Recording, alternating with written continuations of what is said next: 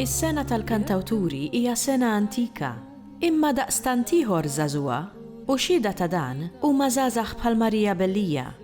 It-tim tagħna ltaqa' ma' Marija li ġiet it-tieni fl-Anja tal-Poplu u li ħadet il-premju għall-aħjar kantawtriċi fl-edizzjoni tal-2022.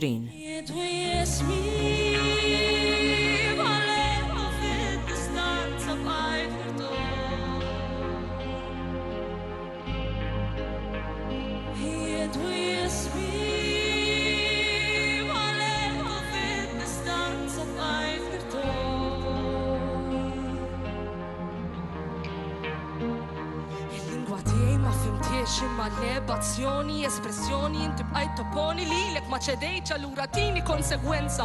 Ħudli l-innoċenza, ħudli ħajti, ħudli ġismi, fi ġnien l-indipendenza din il-mara li oħti hija, ommi hija jien. Ir-raġuni illi mara saret tibsa kull imkien għax fallejnik, fallejna l-ħudna, fallejna l-nafusna, ħaddili l-innoċenza, fejni l-indipendenza. L-esperienza fl-Anja tal-Poplu kienet waħda sabiħa mill-bidu sal-aħħar, ma kienx l-ewwel darba tiegħi li ħadd sem it-tieni darba din is-sena. Fija diversi fażijiet, din is-sena kienet Bodishin Live ukoll fejn kellna nkantaw quddiem setta ġurija u biex ngħaddu għal fażi li jmiss. Fortunatament għaddejt bil-kanzunetta Ismi li titratta l-qtil u l-istupru ta' Paulina Marija Dembska u biha kwalifikajt fit-tieni post. Kif ukoll ksibt il-premju tal-aqwa kantawtur. Din il-kanzunetta ma kienx xogħli biss, ħdimta wkoll kollaborazzjoni ma' Jowna Dalli u għandi xorti ngħid illi niżlet tajjeb ħafna mal-poplu u anki mal-ġurija biex ksibt dan ir-riżultat. Minn barra il-qtil u l-istupru ta' Paulina Marija Dembska li kienet waħda ħafna nisa li sfortunatament għaddew minn din l-esperjenza, żammejt f'moħħi il-vittmi kollha li għaddew minn femiċidju u l-iskop ewlieni tal-kanzunetta, speċjalment permezz tal-lirika repetuta jidwi ismi, huwa li għandu jibqa' jissemma kull isem ta' vittma li għaddiet minn din l-esperjenza u mhux kif sfortunatament ħafna drabi jiġri li tissemma l-ftit wara li jkun għadda l-inċident u jaqaf jitqajjem l-arfien dwar l-istorja, għandu jibqa' jidwi isem il-vittmi ta' kull esperjenza brutali bħal din.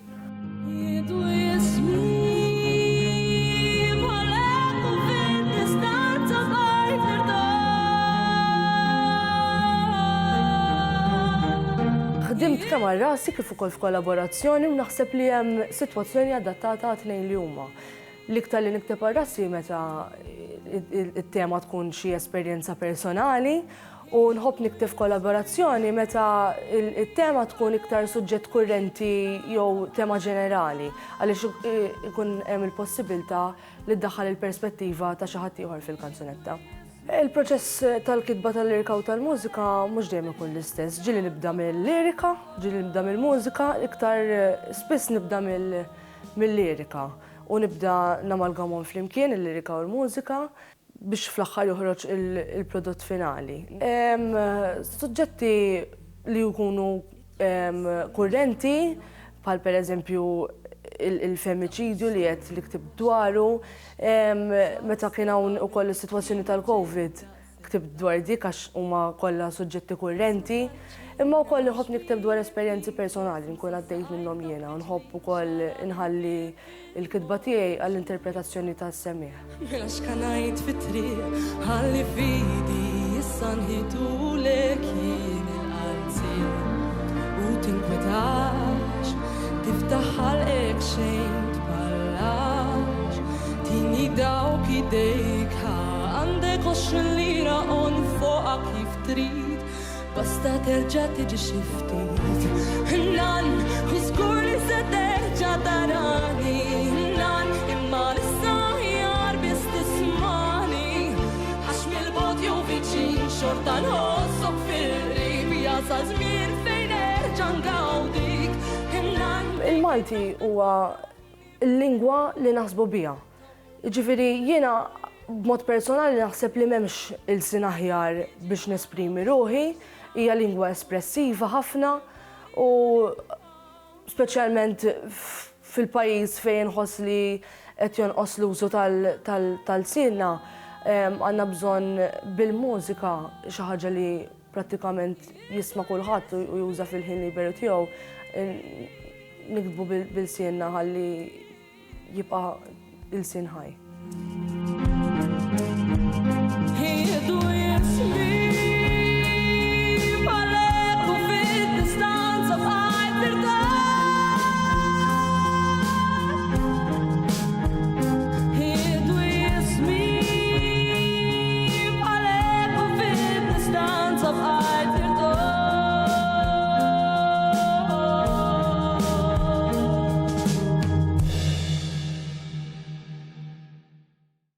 Il-Sinna jixtieq jirringrazzja lill-Aġenzija Nazzjonali tal-Litterizmu, lill-Ministeru għall-Edukazzjoni u x-Xogħol, lill-Kunsill Nazzjonali tal-Ilsien Malti u lid-Dipartiment tal-Malti fil-Fakultà tal-Arti l-Università.